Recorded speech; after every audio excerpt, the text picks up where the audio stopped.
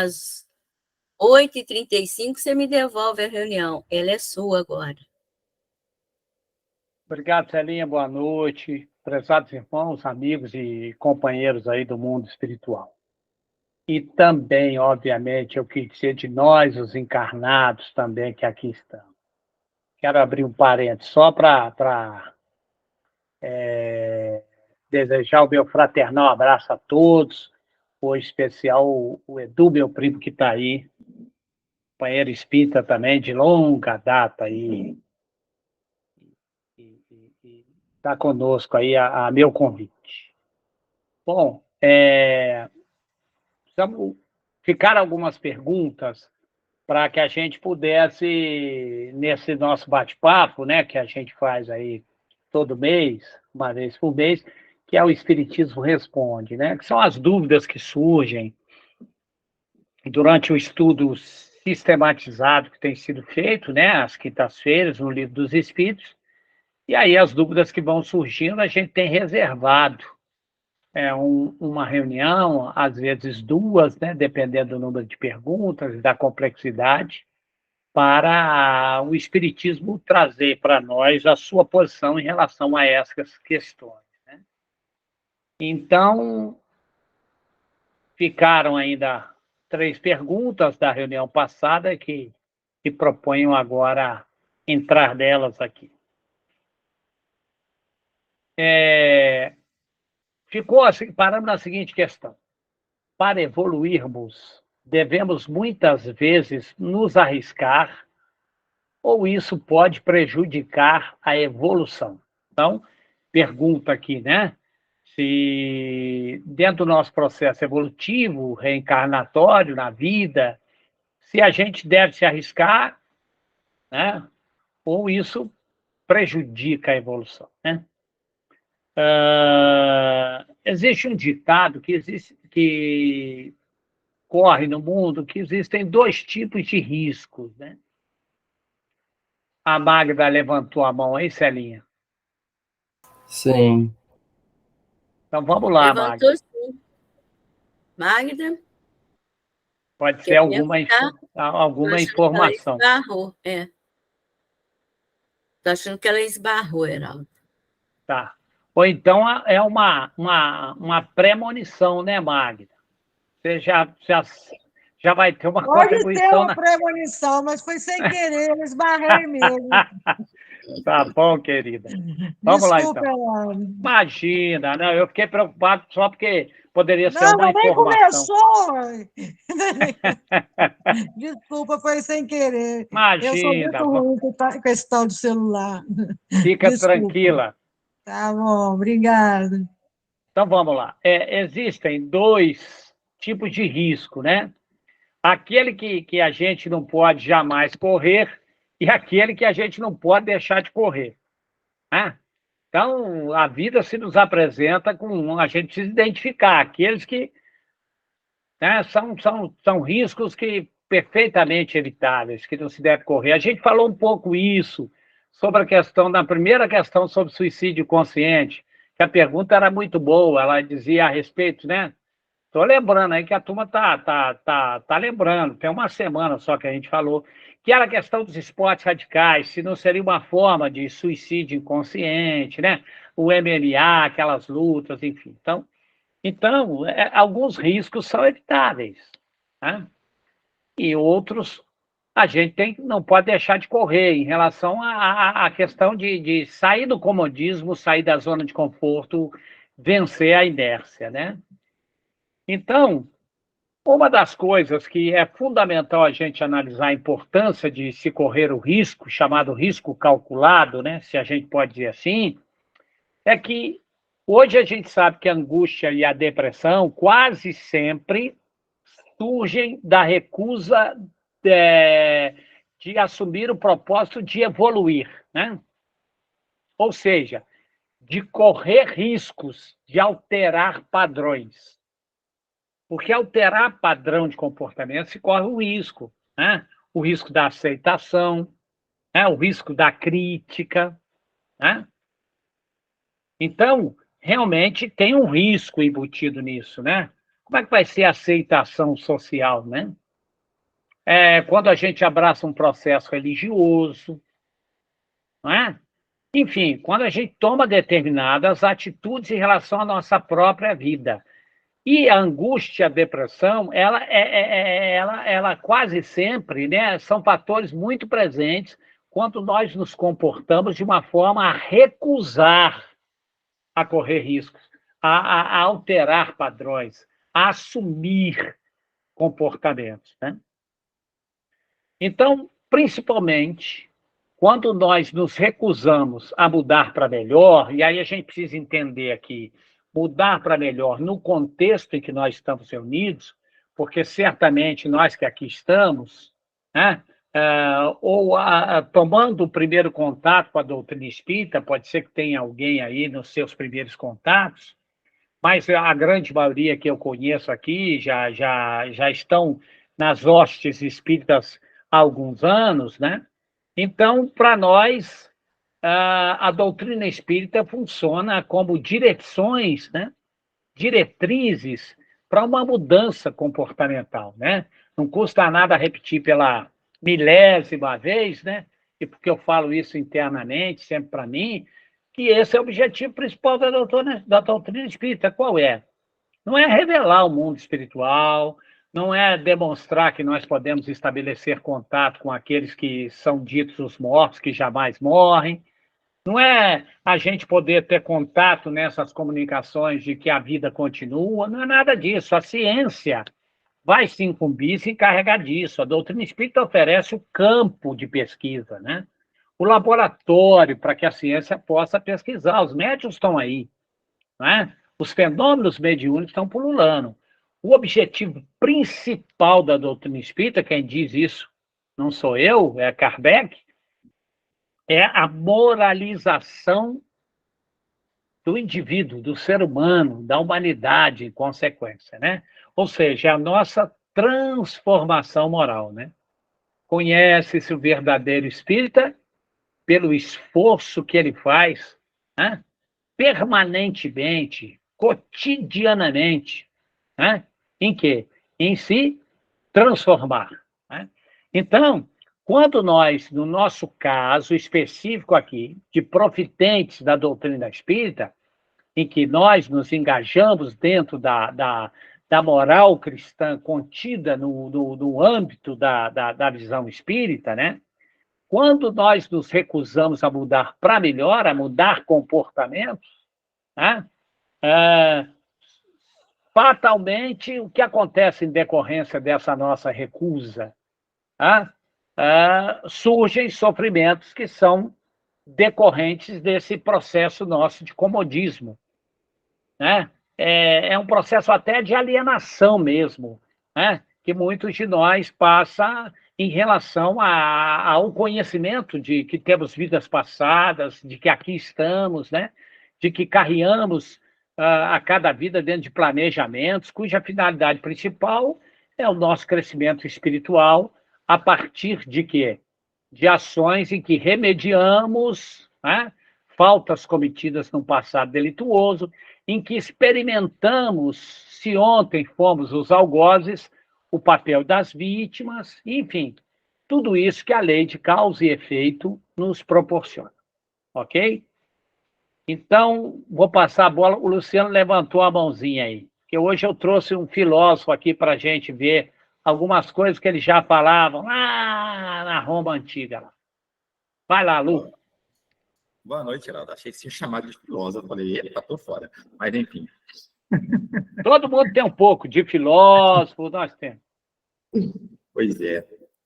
É engraçado que hoje, estava até lendo naquele site lá do pessoal da UFJF, eles estão publicando umas cartas, né, da época do Kardec, que não foram transcritas nas obras, né? Até li uma carta hoje do Voltaire, falando que se arrependeu bastante no plano espiritual, por ter dado muita força, né, para o movimento ateísta à época. Bom, essa é só um comentário, um parêntese, né? Mas essa questão que você falou da dificuldade, né, que todos nós temos, ou já tivemos, de trilhar um novo caminho, né? E é engraçado como percebi isso hoje em um atendimento específico, que a vida, quando a gente está no caminho, né, que não é aquele caminho traçado, provavelmente, né, por nós no plano espiritual, e a gente escolhe um caminho diferente desse, a sensação que eu tenho, posso falar por mim também, tá?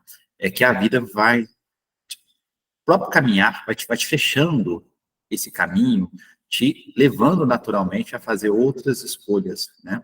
E exatamente quando você se encontra, muitas das vezes, cerceado na vida, não consegue, até pelo próprio instinto, ou pela própria intuição que existe dentro da gente, do caminho melhor a seguir, né?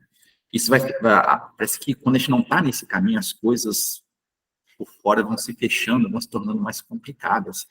E exatamente a aceitação, né, aceitação em trocar de caminho e mudar de caminho, e entender essa troca, a necessidade dessa troca, gera muita angústia, de verdade. E também, consequentemente, vem a depressão, algumas vezes, como sintoma, né, como resposta a essa angústia também, né? Então, é muito interessante isso que você falou, né? De aceitar, que também envolve o processo de aceitar. Quando o caminho não é o melhor para nós, e a vida nos obriga a mudar de caminho, é aceitar essa mudança. E esse caminho é sempre para o melhor, né?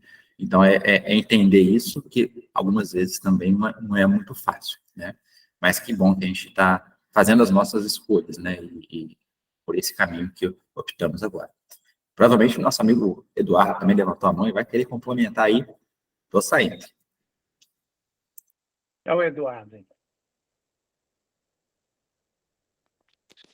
Só para diferenciar aqui do outro Eduardo que entrou, eu sou o Eduardo Duda, né? Conhecem como Duda, alguns me chamam de Edu. Frequento o FEA desde 87 na mocidade, né? E não sou filósofo.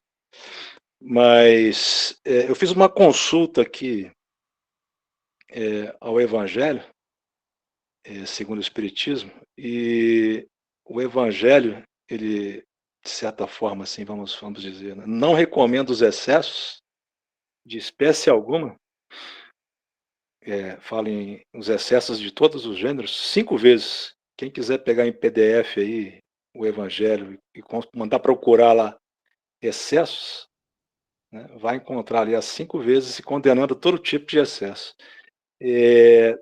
Dentro de uma linha junguiana que a gente tem formação, todo e qualquer excesso é sempre um sinal de não crescimento psicológico, né? De certa forma, pegou ali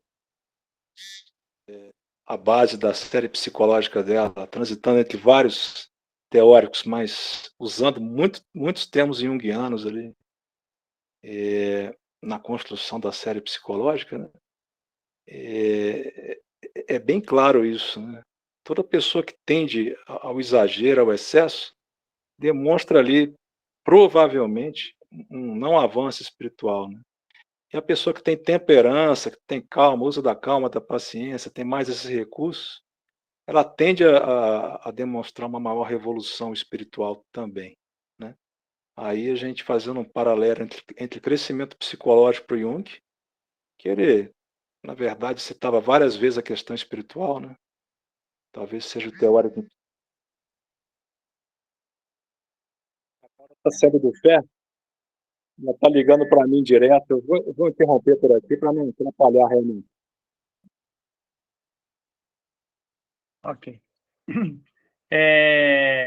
Em relação a essas mudanças, né, que o Luciano falou, o Duda aí começou aí, a gente também não pode esquecer do componente. Por que que nós retardamos? Você tem um componente externo também, né?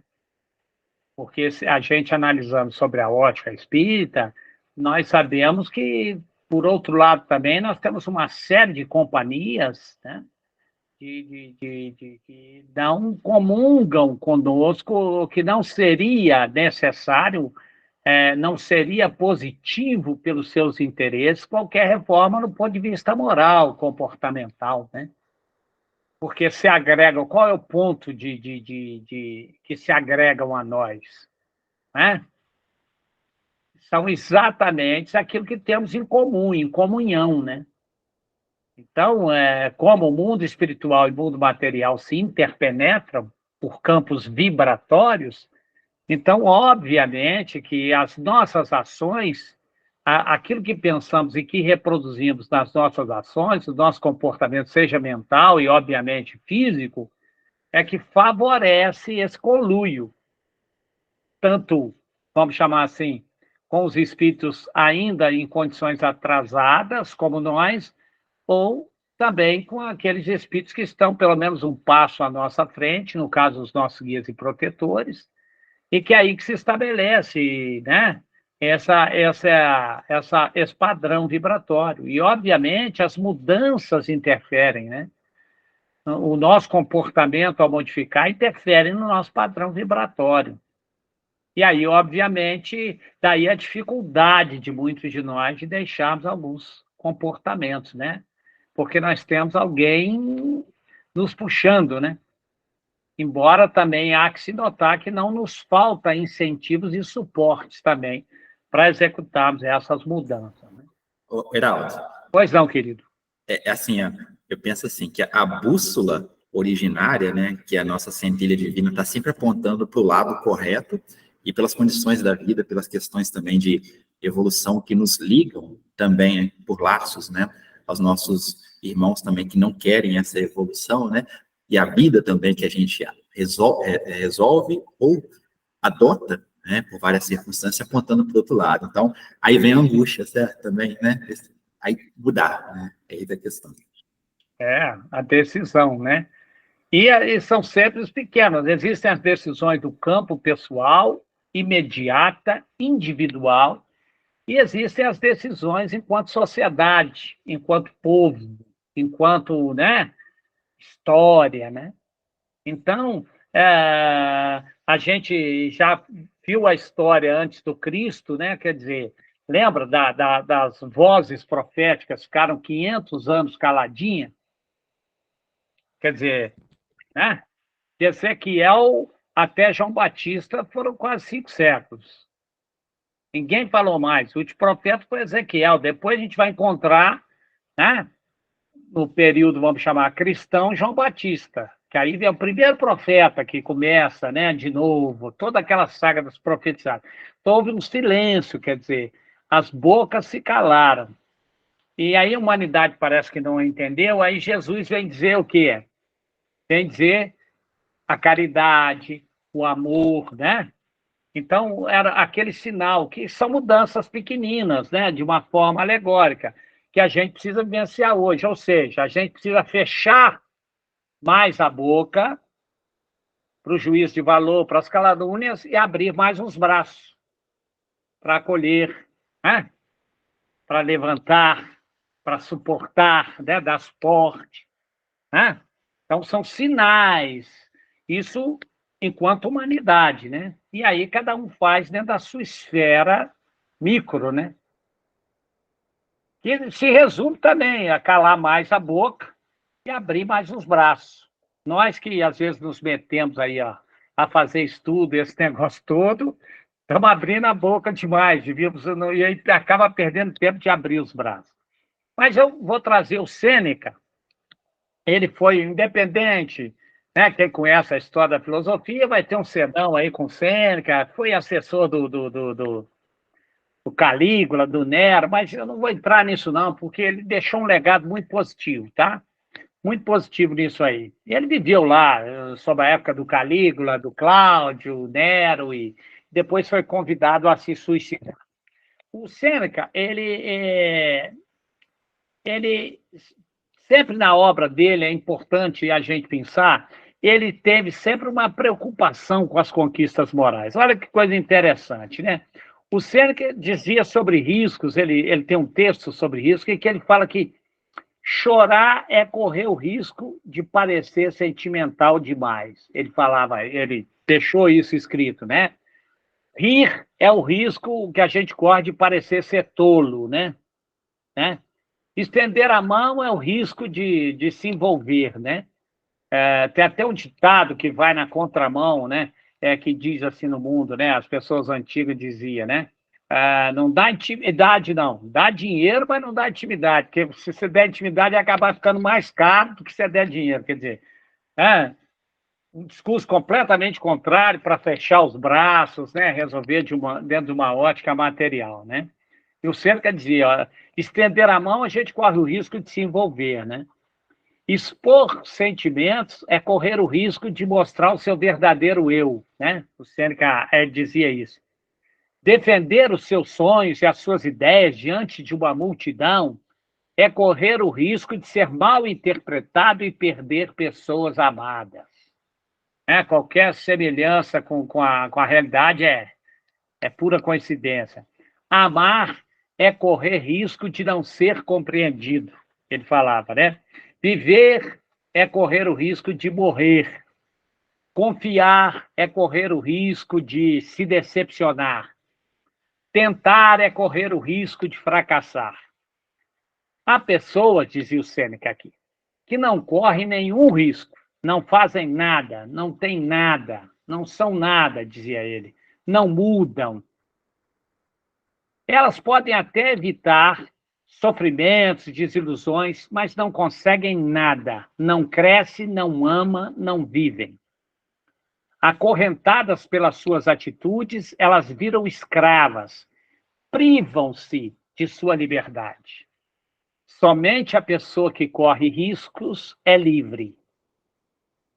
Ou seja, a decisão de correr riscos ou não é individual, é nossa, né?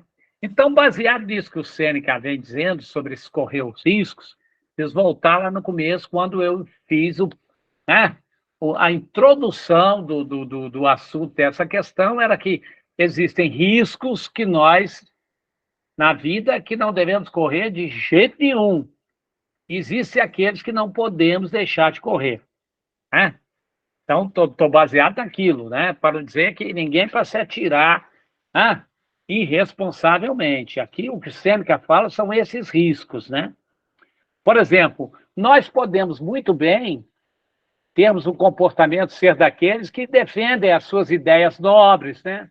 Lutam pela vida, se expõem, ou ser pessoas que se calam diante de injustiça. Isso também não quer dizer que a pessoa tem que ir, pegar o microfone, ter um posicionamento.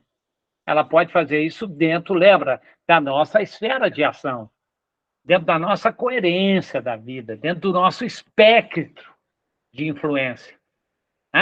Os amigos, os filhos, a família, né? A coerência entre aquilo que nós acreditamos é daquilo que nós vamos propagar através das nossas atitudes, né? Não é o que o Espiritismo, da doutrina espírita, nos recomenda? Está lá no Homem de Bem, não é? A gente pode nos engajar, por exemplo, nos movimentos pela vida, podemos expor aí a nossa opinião contra a eutanásia, não está aí? Pena de morte, abortamento. Claro que podemos, né? Ou simplesmente vamos poder permanecer o quê?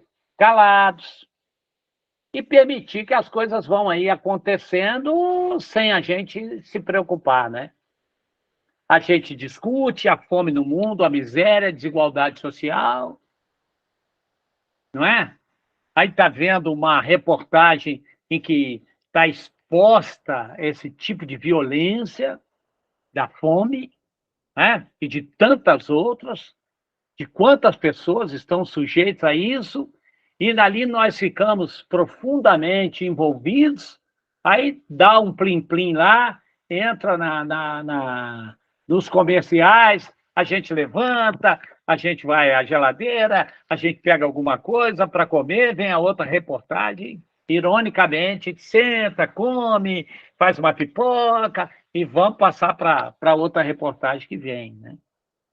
Então, nós podemos e devemos nos engajar pela vida, sim. Agora, também podemos continuar calados, né?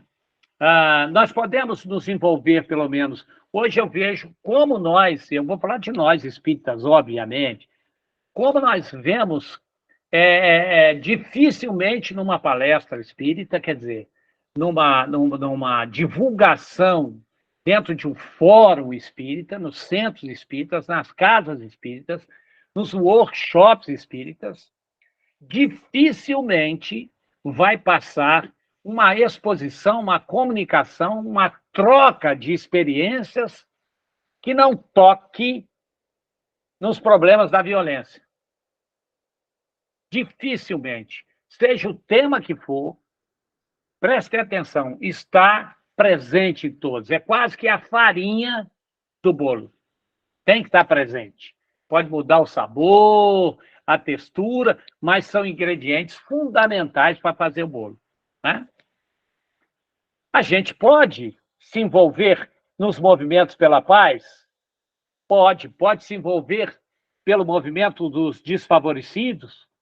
Ou podemos continuar apático, né? Quer dizer, um chamamento a essa discussão nos fóruns espíritas, né? Sejam direcionados pela a forma de abraçar, né? Da escuta fraterna, enfim, que não quer dizer única e exclusivamente que nós vamos estar ali como um robô ouvindo, tem que haver um envolvimento. E se as pessoas que vêm até a escuta fraterna, o atendimento fraterno, ou situações que nós nos deparamos, entre aspas, sem estar no planejamento do dia, que nós nos deparamos, criaturas sofrendo violência, animais, a Fran narrava na semana passada, situações de extrema violência física, emocional, psicológica, né? Pela fome, pela desigualdade social, pelas carências. E quando nós estamos apáticos, né? Que a gente precisa se questionar, porque o evangelho é ação, né? É vivência evangélica, é ação. É verdade? A vivência do evangelho é a tomada de atitude, né? Então, nós podemos sim. Agora, tem o risco, né? Mas esse é o risco que precisa ser colhido, que é lutar por melhorar a nossa condição de humanidade. E qual a melhor forma de estabelecer uma luta, um engajamento para melhorar a nossa condição de humanidade? Pode estar alguém pensando, eu vou me engajar em partido político, em ONG. Tem uma forma muito mais simples e de uma eficácia tremenda, burilando as nossas paixões e vencendo a nossa acomodação. Essa é uma forma de luta, de envolvimento pela paz, de envolvimento pelos direitos dos favorecidos. Né? O que mais importante sobre correr riscos, que vem lá da pergunta, atrapalha a nossa evolução espiritual correr riscos? Colocamos em risco a nossa evolução espiritual? Aí a gente precisa entender, são esses riscos que precisam ser corridos, né? Porque nós só temos, quando reencarnamos, um pressuposto, e isso vem pelas fieiras aí, ó. Ou optamos por continuar onde estamos, como estamos, não fazendo nenhum esforço para que a gente possa, né, adquirir, granjear outras virtudes ou valores espirituais, ou não. Essa é uma decisão sempre individual e intransferível. Né? Por quê? Porque isso é imperioso. Isso é mandamento. Todos nós fomos criados por Deus por um objetivo único, a perfeição. Não é verdade? Então, a caminhada realmente é longa, né? Tortuosa. Agora, a escolha do caminho ou a velocidade com a qual nós desejamos andar, aí é a escolha de cada um, né? Correr o risco, né? Ao optar pelo crescimento ou aguardar ser arrastado pela lei inexorável do progresso, isso também é uma decisão de cada criatura, né? Agora, quem deseja realmente alcançar a felicidade, não tem outro caminho. Tem que correr o risco de idealizar mudanças hoje.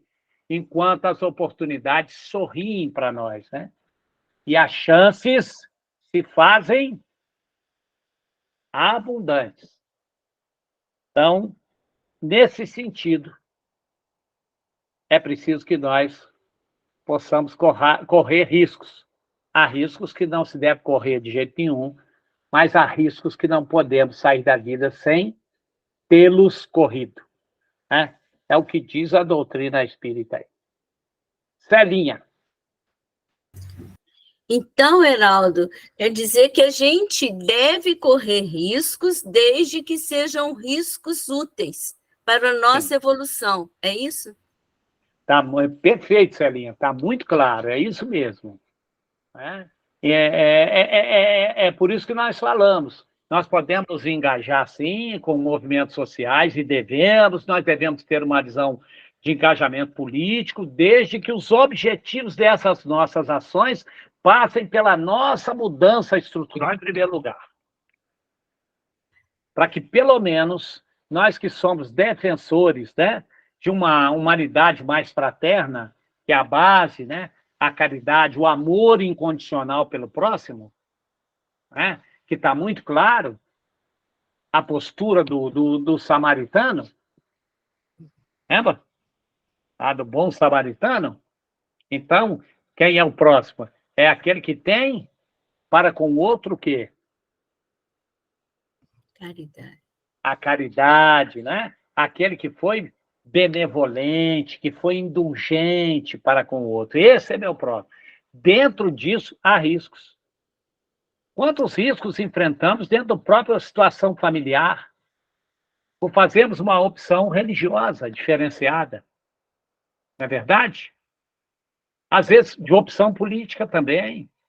Os meios sociais que nos impõem, que nos enchem de um preconceito, que nos taxam, né? Que nos formatam sobre uma ótica, muitas das vezes, de profundos preconceitos. O importante é que nós estejamos, né, serenos a caminho daí do homem de bem.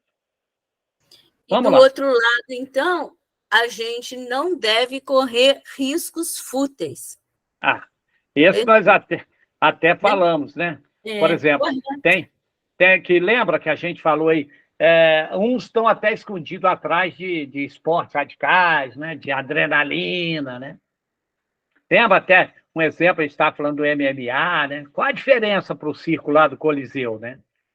A diferença é que, né, um dos gladiadores tinha que morrer. Não podia sair vivo do Coliseu, né? Entende?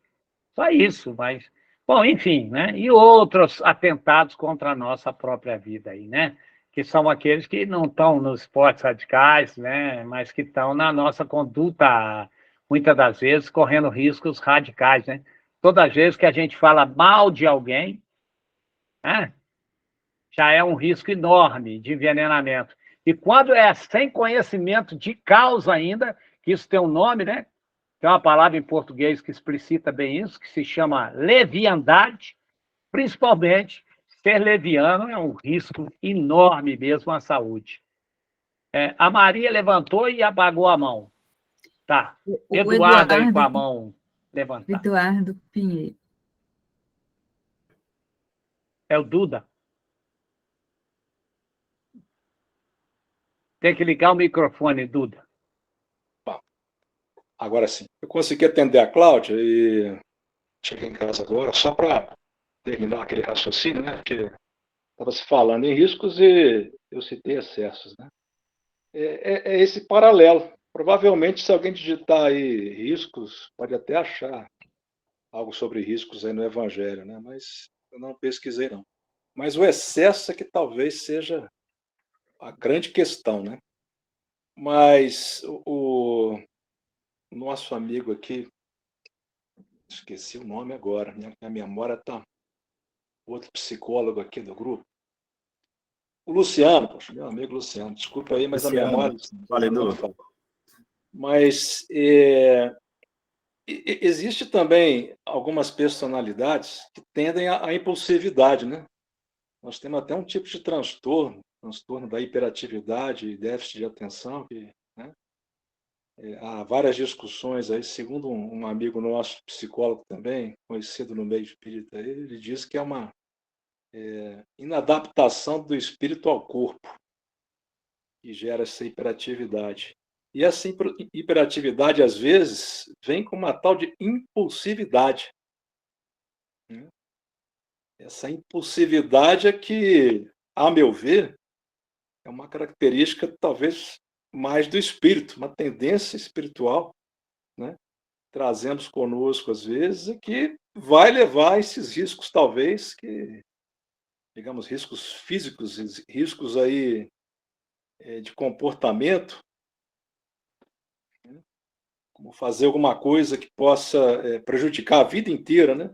Quantos adolescentes aí não se aventuram impulsivamente, né? Na relação sexual, por exemplo, e já compromete toda uma encarnação, né? Por não usar um preservativo, não ter responsabilidade, né? Durante digamos assim, sua diversão, né? E compromete toda uma encarnação devido a isso. Impulsividade. Impulsividade. Tem tipos psicológicos no mundo hoje que a impulsividade, digamos assim, é uma necessidade para a construção de uma sociedade, digamos assim. Por exemplo, um bombeiro, em alguns momentos, ele tem que ter um pouco de impulsividade. É um critério importante para o cargo, né? Se ele não tiver um pouco de impulsividade, como é que ele vai combater o fogo, né? Mas é uma impulsividade que ela tem sim mecanismo de freio, né? Junto com a impulsividade tem que haver também o raciocínio lógico, abstrato, né? No sentido dele saber até que ponto que ele pode correr um risco ou não. Agora, se qualquer risco, digamos assim, um bombeiro recua, ele não pode ser um bombeiro, né? Não sei se eu me fiz entender aqui. Então, tem algumas profissões que exigem essa impulsividade, uma necessidade do mundo material. Agora, até que ponto que essa impulsividade é usada para o bem ou para simplesmente satisfazer o ego, né? Aí que é a grande questão. E se a pessoa já tem uma tendência, mesmo espírita, mesmo bem esclarecido, tem uma tendência à impulsividade, eu acho que deve procurar no Evangelho essas questões relacionadas ao excesso, né? E aí que está o risco condenável, né, digamos assim. Quando a pessoa está sempre indo para o excesso, sempre buscando esse excesso, gosta de saltar de paraquedas para buscar um excesso de adrenalina. Opa, lê lá no Evangelho que vai encontrar lá 5 condenações aos excessos de qualquer gênero. Na primeira vez que encontrar no capítulo 5 lá excessos, vai lá. Excessos de qualquer gênero. Bem, espero ter contribuído aí e ter fechado o raciocínio, né? Ficou meio no ar. Obrigado. Perfeito. Levando em consideração, obviamente, não quero polemizar aí com a fala, não nem a minha função aqui, apenas ser porta-voz da doutrina espírita. Amar nunca faz mal, seja qual for a dosagem, né? Então, se quiser amar excessivamente, eu não disse possessivamente, mas excessivamente, sem problema algum. Seja uma usina de amor, né? Sem ser... não, a gente não, de certa forma, não colocar assim, o amor como uma coisa banal, sem banalizar. A gente sabe como fazer isso nas pequenas atitudes, né? O importante é que a gente seja um poço interminável. Tem uma pergunta aqui muito legal. Muito legal. E que todo mundo tem a resposta dela. Vou chover no molhado aqui, né? Olha só a perguntinha. como as músicas interferem nas nossas vibrações e ideias. Tem alguém que não gosta de música aí, sinceramente? Tem alguém que não gosta de música? Levanta a mão. Celinha, Flã, vê se tem alguém que levantou a mão aí. Não, né? Não. Tem até uma paródia que diz: quem não gosta de samba, bom sujeito não é. Ou é ruim da cabeça ou é doente do pé, né? Tem algum problema, né? Então, realmente, olha, dificilmente, eu fiz essa pergunta, obviamente, porque dificilmente nós vamos encontrar alguém que não gosta de música. Você vê como a música ela está profundamente enraizada na nossa natureza humana. Não estou nem discutindo gosto musical, aí é outra coisa. Eu não vou perguntar de qual gênero que gosta, aí é outra coisa. Mas dificilmente, porque a música, o som, a melodia, o compasso, né? Tudo isso, a vibração em hertz, faz parte da nossa natureza. Nós somos um corpo vibracional. Então, a música existe em nós, né? É difícil, olha. Então, como todo mundo gosta de música, uns são até, como diz o Eduardo, esse se gosta demais, né? Quer fazer qualquer outra coisa só para música, né? Mas a gente sabe que a música nos faz experimentar sensações as mais variadas. Então, as músicas interferem nas nossas vibrações e ideias, claro, elas nos fazem o quê? Experimentar diferentes sensações. Quando a gente escuta acordes, batidas, né? A música, inclusive, cientificamente está comprovada, ela influencia o nosso cérebro. Quando captamos pelos ouvidos, atinge determinado campo no cérebro, não precisamos nem detalhar aqui, que liberam dopamina. O sistema nervoso, ao ser ativado, né? Então, ele vai exercer uma atividade sobre o nosso corpo, né? E uma dessas são as contrações musculares. É por isso que os braços, difícil alguém ficar parado ouvindo uma música. Porque tem uma ação mecânica aí, né?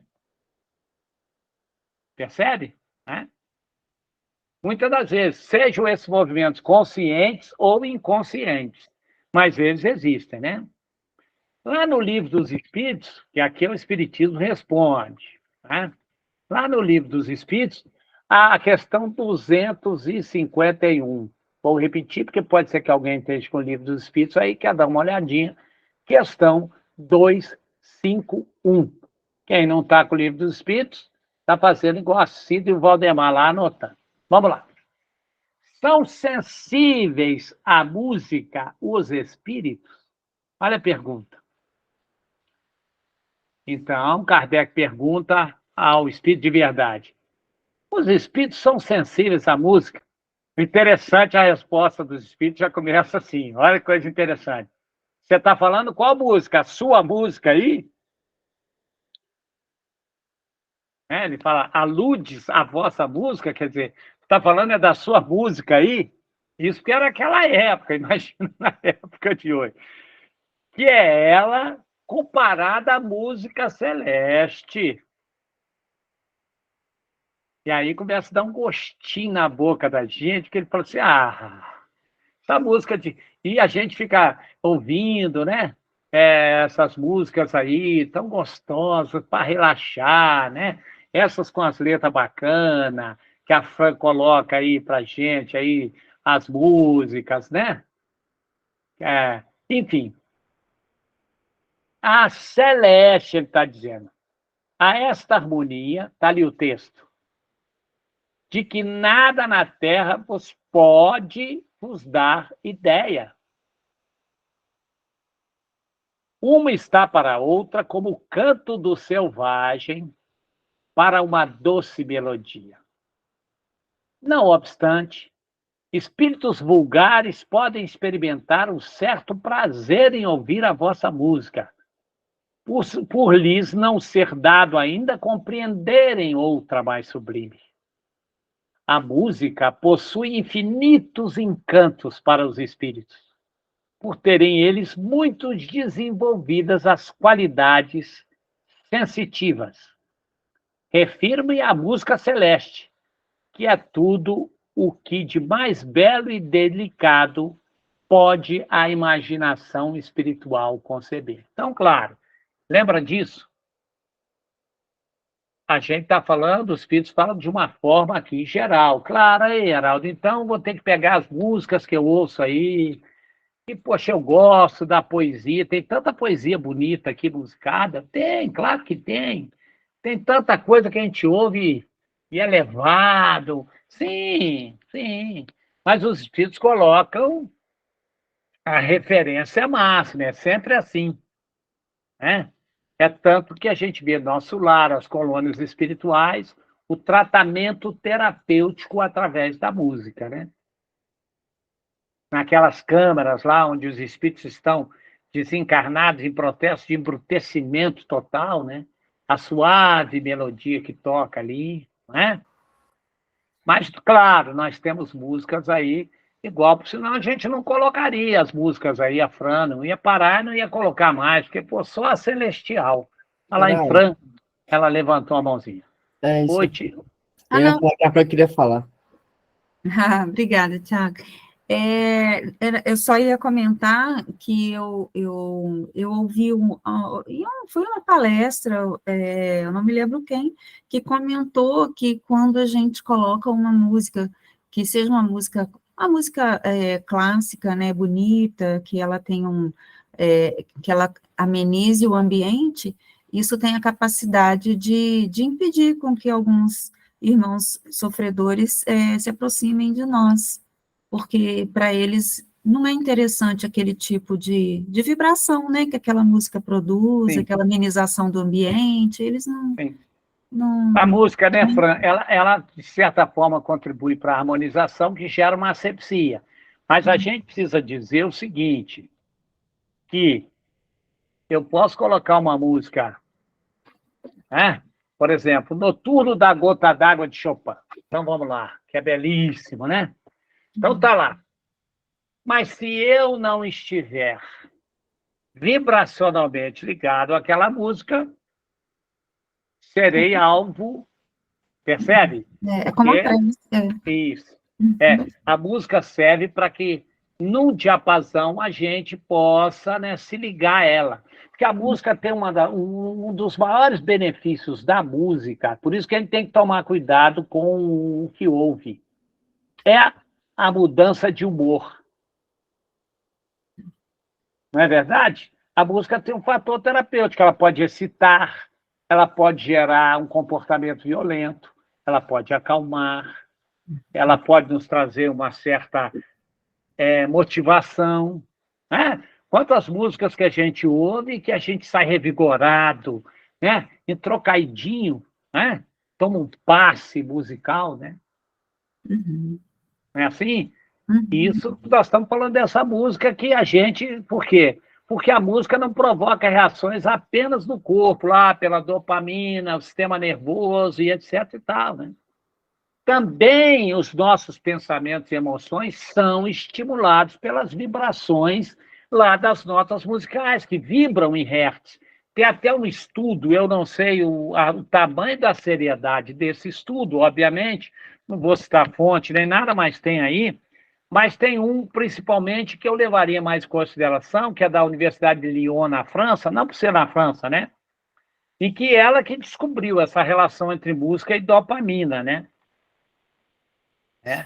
Uhum. Que é a dopa... Ei? Não, A dopa... Fala, Sam. pode falar. Não, imagina, eu só falei. Dá licença.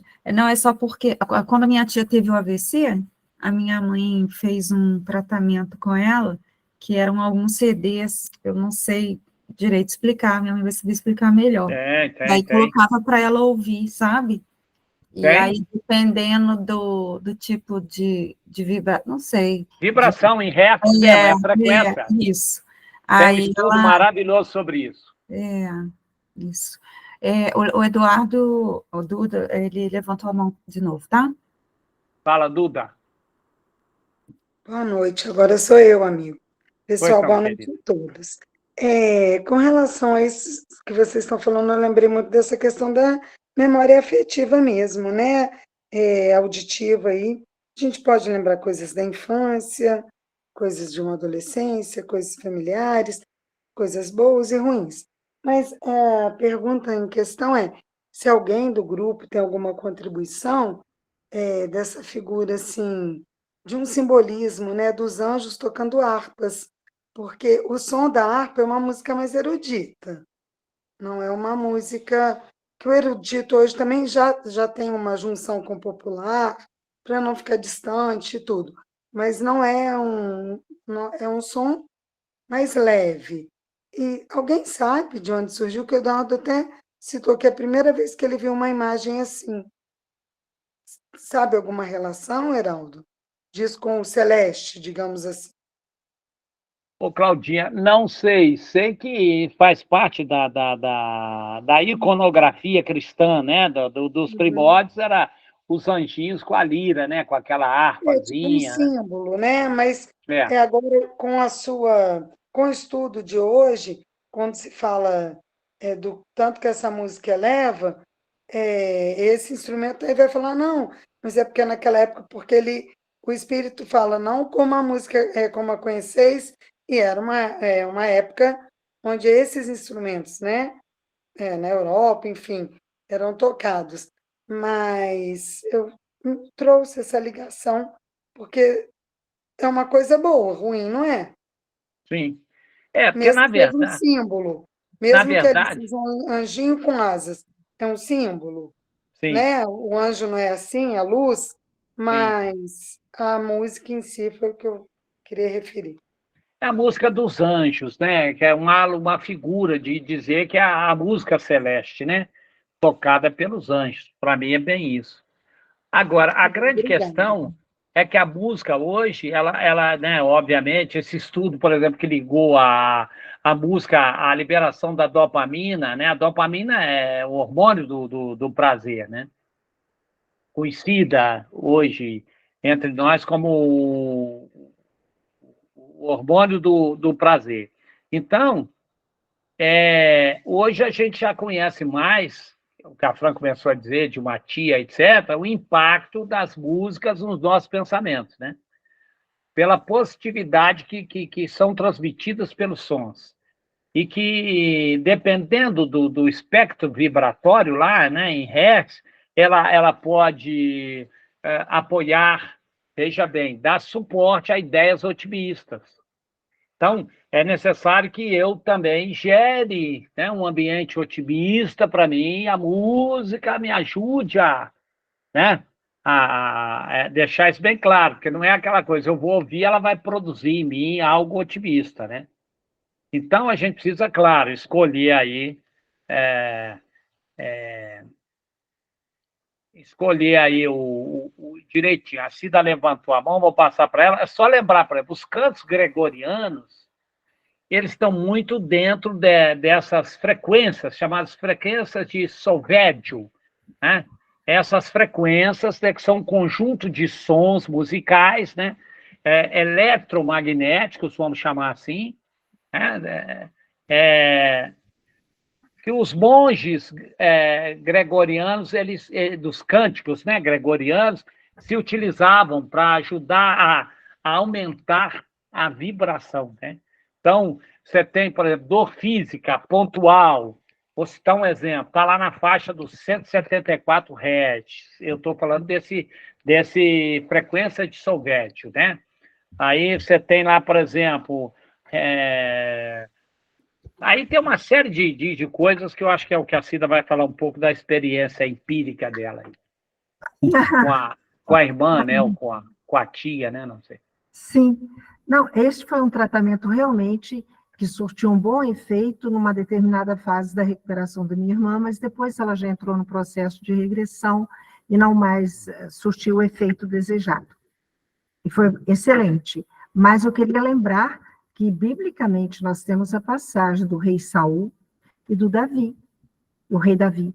E olha o que ele conseguia por tocar aquela lira, né? Então, Então, aquela alucinação ligada a todo o processo obsessivo de Saul, ele consegue, né, melhorar a vibração. Outra coisa também que nos recordamos bem, quando os cristãos eram encaminhados para a arena, e tem aquela passagem que é pedida, a menininha diz, cantem, e todos cantavam. E ao cantar, era como se fosse já uma transposição do espírito para o plano maior. Perfeito. Então, não é, a gente vê que realmente há uma ligação muito grande entre os sons e a nossa melhor energia, ou o contrário, né? Valdemar quer falar? Não, é pouca coisa.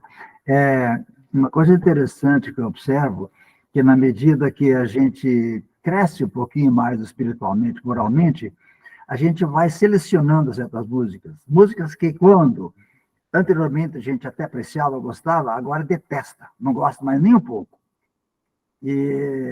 Então é uma fase que a gente observa que nem todas as músicas agradam, é lógico, para ninguém. Todo mundo gosta de determinado tipo de música que você mesmo falou, Heraldo, antes. Agora é interessante observar que a gente vai, na medida do passar dos anos, não sei por causa da idade, o crescimento espiritual, o refinamento também, a gente não só seleciona, mas certas músicas a gente não aguenta nem escutar. É porque a gente muda também de padrão vibratório com a mudança de comportamento, e aí aquelas músicas, por exemplo, digamos assim, numa escala, né, de, sei lá, de 500 Hz, já não gera tanto, né? É porque, na verdade, música é vibração. Quando a gente fala em Hertz, você pode comparar, por exemplo, a 1 segundo. 1 Hertz, 1 segundo. Se você escutar uma música, por exemplo, de 900 Hz, quer dizer, ela oscila 900 vezes por segundo. 700 Hz, oscila. Então, são padrões vibracionais. E que isso justifica quando a gente fala assim, essa música me tocou, essa melodia me toca. Percebe? É exatamente, há uma similitude vibratória, né? Que nós somos o quê? Energia vibrante também, né? Tá? Então, realmente tem. Desculpa, Cida, concluiu? Sim, aí nós podemos observar também, nessa sua última fala, a memória afetiva sendo ativada. Sim. Né? A gente vê casos de pessoas que estão em estado bem avançado de Alzheimer, por exemplo, que ao tocar uma música da infância, uma cantiga de roda, aquela pessoa, ela tem uma reação. Tem reação positiva. Né? Então, realmente é de se considerar. Né? Principalmente porque ela tem a memória só de anos atrás, né? Uma memória... que remete ao passado. Isso, a curta ela não tem, né? O Alzheimer especificamente. E a Cida, se me permite, se pegar uma carona no seu exemplo, ela lembrou uma das passagens mais belas, ainda bem que você lembrou, porque para mim isso fecha com chave de ouro falar sobre a importância da música, que é da menina cantando lá no Esquilino, na cadeia. E ali ela foi visitada nada mais, nada menos do que Maria. Maria acaba de desencarnar e, obviamente, espíritos de alta envergadura vêm para conduzi-la, né? Maria, o Cristo te espera. E ela fala assim, mas antes de deixar aqui, né? O cenário da Terra é lindo, é lindo. Ela fala, ela quer rever, né, toda a Palestina ali, e ela corre lá, vai exatamente nas cadeias públicas, né? Em que os novos cristãos estão prontos, né? Lá na lista de espera para serem devorados pelas feras lá no circo romano, e ela induz uma moça jovem, né?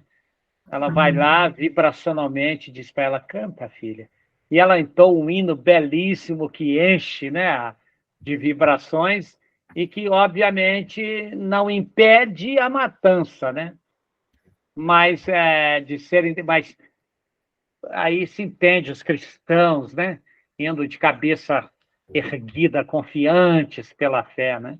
Exato. E aí, obviamente, nos leva a pensar, né? Claro, eles sem nenhum milagre, mas eles no estágio vibracional, além, né, do corpo físico, certamente, que eu digo assim, há uma enorme probabilidade, ao serem devorados pelas feras, nem dores sentiram, né? Desencarne já é imediato, já caminhavam desencarnando, vamos dizer assim. Então, muito interessante, né? Há uma possibilidade, né? Não estamos falando nenhum absurdo aqui, né? É forte isso, hein? É demais, né? Lá no livro Obras Póstumas, quem quiser anotar aí, há várias considerações sobre a música do Giottino Rossini, um erudito aí, né, que foi lá do século XVIII lá, e XIX, né, italiano, né? Ele deu uma comunicação mediúnica lá para o Kardec, está lá na Obras Póstumas lá. Se entrar na internet, mensagem mediúnica do Rossini, né? Em que ele fala lá da música celeste, né? Como é que é, né? Que influencia, assim, a alma, né? Ele fala lá que ele coloca a harmonia, vai colocar a alma sob a força olha só, a força de um sentimento que a desmaterializa. Eu não quis colocar muito isso para não gerar isso, mas aí cai nos cristãos, né? Nos hinos, cantando ali, ó, a música celeste desmaterializava. Está lá, ó, quem está dizendo é o Rossini, um dos compositores aí, italianos, eruditos, muito, né, do século XVIII aí. Né? E numa comunicação mediúnica, é bom que se diga, tá? Ou seja, eu vou repetir, né? A harmonia, né, da música celeste coloca a alma sob a força de um sentimento que a desmaterializa. Essa é uma colocação, né? Ou seja, isso vai nos levar a pensar o quê? Que a música ela possui um grau de elevação para os nossos sentimentos, né? Capaz facilmente de efetuar uma mudança psíquica, né? Capaz até de transformar, digamos assim, os nossos prazeres, digamos assim, grosseiros, né? Serem transformados por essa harmonia divina, né? Por uma harmonia divina, né? Ou seja, e os grandes compositores sempre foram unânimes em dizer maravilhas aí sobre a música, né? Muitos relatam, inclusive, os momentos das composições. Não foram momentos assim, né? Muitos passaram por processos assim ao compor, né? De êxtase, né? Ou seja, vibracionalmente, é isso que a gente precisa pensar, né? Aí se entender as musas inspiradoras. O que são as musas inspiradoras, né? Então, talvez espíritos desencarnados ali, guias e protetores, ou estetas da humanidade desencarnados, influenciando vibracionalmente. Está aí a história das musas inspiradoras, né? Tanto a poesia quanto a música. Né? Plenamente possível de entendermos assim também, né? Porque eles sempre relatam que, nos momentos de composição, são movidos por uma vibração desconhecida, né? Levados a momentos de profunda beleza, né? Né? As notas lhe eram absorvidas por uma leveza extraordinária, né? Aquilo, hein? Daí esse resultado excepcional, né, desses andamentos das sinfonias, né, que a gente ouve aí, né? Grande maioria deles falam a isso, pegar, mesmo aqueles mais tristonhos, né, Chopin, mas fala exatamente de um estado de êxtase, né?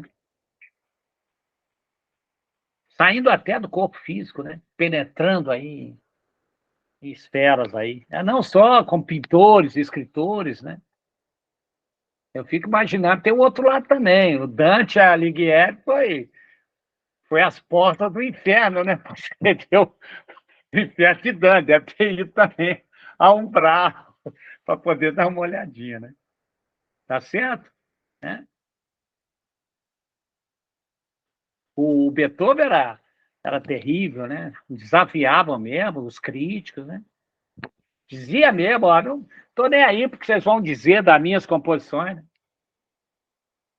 Vocês não vão alcançar o meu mundo, ele dizia. E talvez as pessoas achassem que ele estava querendo ser soberbo demais, falar assim, eu vivo em outro mundo. Era nada disso. Talvez ele estivesse dizendo, vocês não vão alcançar o meu mundo onde eu bebo as minhas inspirações, né? O Mozart deu muita comunicação mediúnica também, né? Inclusive, numa delas, é uma pena não saber a fonte aqui, o próprio Mozart dizia, né, que a respeito da música mediúnica, ele falando, né, ele estava estagiando, olha só, no mundo espiritual lá, estagiando o Mozart, estava fazendo um estágio lá, né? E, para finalizar, não posso deixar de citar, eu citei o Liszt, sei lá, um monte aí, mas vamos ser um pouquinho tupiniquim também, né? Heitor Villa-Lobos, aí, o grande maestro, né? Heitor Villa-Lobos aí, tem uma contribuição para a música brasileira e aonde ele ia, olha só, né? Não há o canto coral, né? As escolas, Villa-Lobos né? E ele fez um trabalho, inclusive, na Amazônia, né? Com as vibrações ali das plantas. Preciso encerrar. Desculpa, a gente vai falando dessas coisas todas e não tem jeito aí. Queria falar mais do Villa-Lobos, mas não vai ter jeito. A Celinha vai me pegar. Mas ela também fica dando muito picaco toda hora em excesso, aí, como diz Eduardo, né? E aí tem isso também. Celinha, minha querida, um abraço.